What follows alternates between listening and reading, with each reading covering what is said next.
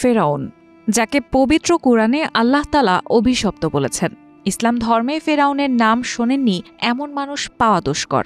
তবে সেই ফেরাউনের লাশ দেখে মুসলিম হয়েছেন এক খ্রিস্টান বিজ্ঞানী, ড মারিস বুকাইলি, যিনি দীর্ঘ সময় ফেরাউনের লাশ নিয়ে গবেষণা করেছেন। কিন্তু গবেষণার এক পর্যায়ে তিনি ইসলাম ধর্ম গ্রহণ করতে বাধ্য হন। কিন্তু কি ছিল তার সেই গবেষণায়? কি এমন দেখে বা জেনে তিনি নিজের চিরপরিচিত ধর্ম ত্যাগ করে মুসলিম হয়েছেন? ফেরাউনের ঘটনা আল্লাহ পবিত্র কুরআনে বিস্তারিতভাবে বর্ণনা করেছেন। ফেরাউন কোনো নির্দিষ্ট ব্যক্তির নাম নয়। প্রাচীন মিশরীয় শাসকদের বলা হতো ফেরাউন বা ফারাও।